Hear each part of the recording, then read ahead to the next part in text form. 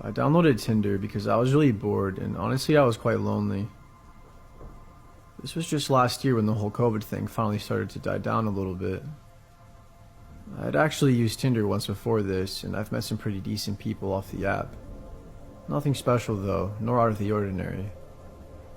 The last time I used Tinder, and the last time I'll ever use a dating app again, I met this blonde girl named Haley. She seemed okay at first, hence why I met up with her in the first place. I thought she was cute, and I just really wanted someone to connect with. We seemed to really hit it off, so that's when we decided we should meet up. Let me just tell you now that shit hit the fan and got absolutely crazy. You hear horror stories all the time about people meeting up with strangers from the internet that you never really seem to pay much attention to. Because, well, you think that things like this don't happen often, and the likelihood of it happening to you is slim to none. Well, that's how I thought anyways. I figured we would just go out to eat, or maybe catch a movie or something, but she wanted to come to my house instead. As a matter of fact, she insisted. I made up an excuse as to why we couldn't hang out at my place.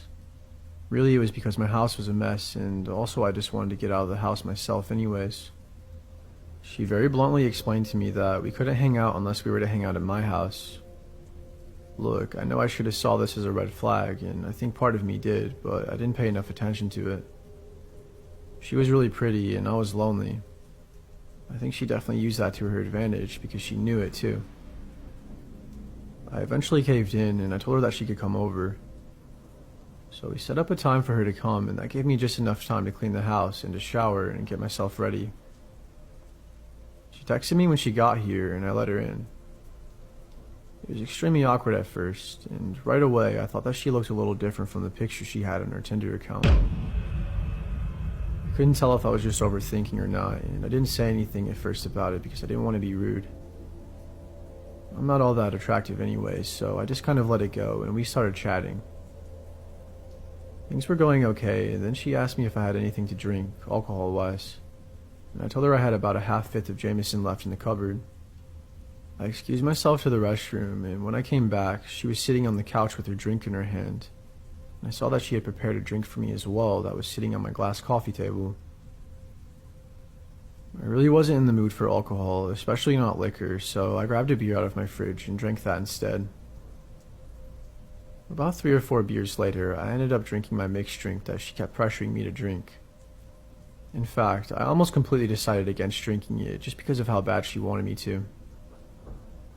I had a paranoid OCD-like thought that it was certainly possible that she could have spiked my drink with something while I was using the bathroom. And I had a serious feeling to stay away from the drink she made me altogether.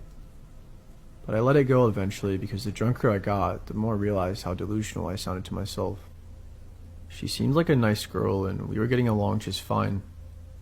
Plus it didn't seem like there was anything in my drink, so I figured it was okay. Anyways, I drank it and I didn't feel much different until maybe about 10 or 20 minutes afterwards. But I just played it off as me being drunk and overthinking. After all, I am a lightweight, and 6 drinks is way more than enough to keep me pretty messed up. This is where things started to get really weird. The last thing I remember was we were sitting on the couch, and I started feeling very strange. I started to feel fainty and very dizzy until I ultimately passed out completely. I had to have been out cold for at least 5 hours because I woke up at the ass crack of dawn, and what I discovered was nothing short of a nightmare. I was lying on my bedroom floor and I awoke in a terrified state of mind. I slowly started to piece together that something was horribly wrong, and I was still feeling weird from the drugs she had roofied me with. The first thing I noticed was that my whole entire body was in serious pain. All the way from my neck to my arms and my back and my stomach too. I had bruises all over me, and I had over 5 serious stab-like puncture wounds, along with deep cuts in both of my arms and my stomach. I got up and I saw that my bed and that the floor in my room was soaked with blood and the walls as well. I about fainted again when I saw this, and I remember feeling like I couldn't breathe. I went to grab my phone to call the police, but I couldn't find it. Turned out that she had stole my phone and all 4 of my TVs that were in my house. along with some jewelry and some of my safes that had over $20,000 in it. I looked all around my house, but nobody was in sight. My house was a complete wreck though, as she destroyed windows, vandalized just about every room, and she just completely demolished everything. I remember looking in the mirror at one point and having a complete breakdown. I couldn't believe that any of this was real. I'm almost 100% positive that there was somebody else other than the girl that I met that was in on this. It's hard for me to even type this out, but my stomach had a really disturbing wound, in which they used my blood to draw a pentagram on the wall of my bedroom with. I found one of my old phones in my dresser, and I plugged it into the charger, and I connected it to the Wi-Fi so I could call a friend on FaceTime audio, so they could get the cops out to my house, and I just waited for them to show up. It was probably about 20 minutes, if that. I don't know what the hell she drugged me with exactly, but it was reported as some sort of rare, extremely powerful tranquilizer.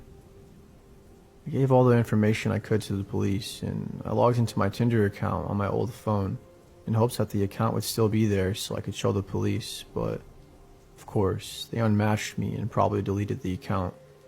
Not that it would have helped much anyways, because I'm pretty sure I was catfished. They never caught the people who did this. I actually moved to a new house a couple of months back, and I don't live in as much fear now. I also have security cameras, and I have an ADT security alarm system set up now too, which I recommend everybody has if possible. It could save your life.